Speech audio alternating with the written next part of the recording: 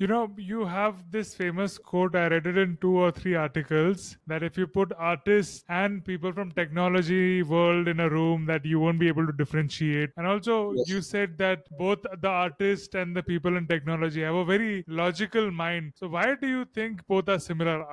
I mean, I'll tell what I feel after you say. Yes, there's some traits that I've seen. And I always say this, you mix 20 tech engineers and 20 contemporary artists, you wouldn't be able to tell who's who unless you talk to them. It's just the looks, the initial looks. It's usually they're people, both the artists and the engineers, who don't have a lot of, they don't care too much about their appearance, They're not cutting edge and fashionable. They may have, long hair, and they don't care too much about their image. They care about other things. They care about more important things than their image.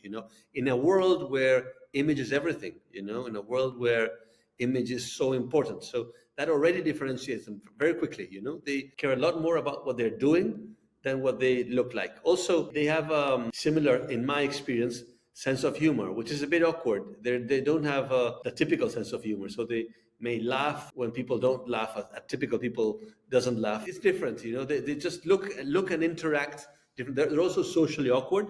So in the interactions, they might be a bit off when you interact with them, but they're also fascinating because precisely because of all these reasons, they contribute something different, and they're more interesting people to be around. In terms of the mathematical and logical mind, I've just seen it over and over, The best engineers have a very mathematical mind because programming is very logical and very mathematical. Many artists have a very, very mathematical mind as well, and logical, and they see harmony, logic and order and symmetry and proportion. They're all mathematical concepts to some degree. And so great artists very often have that mind themselves, That's why they can produce art that is so perfect in many dimensions, right? If you go to music, for example, music is very mathematical and it's, of course, a key art dimension. And very typically, tech engineers would have a musical mind as well. I did once a survey, and like 30 or 40% of the engineers I surveyed either were in a band or played an instrument or sang. They had a close connection to music. I cannot explain why all of this is the case, but I have empirically seen that they are very similar. Yes, over and over. Well, after you put it that way, it changes my perception a bit, because visual and geometry is also a type of math, right?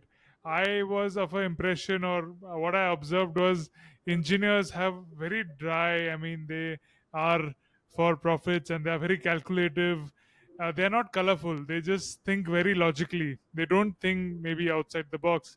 But artists are always breaking barriers, colors, lot of colorful, and breaking stereotypes and doing many, many things which are not expected or not sort of happening in the way. So what are your thoughts on that? Well, it depends on how you frame the problem, right? Because engineers can tell you that they're super creative. They're figuring out ways to solve problems that nobody's used before. And they have a very analytical and creative mind. Actually, the better engineers are super creative, even more. I'm not an engineer, so I cannot do what I'm going to describe now, but I know people can do. Really good engineers can look at code and they can tell you this is a very elegant code and this isn't. This code is beautiful and this code is not, because of the simplicity and just the elegance in writing it. I actually once participated, I don't know why it wasn't repeated, but in the Smithsonian Museum in New York, there was an auction of computer code. This was organized by Artsy, so an art platform organized an art auction of computer code.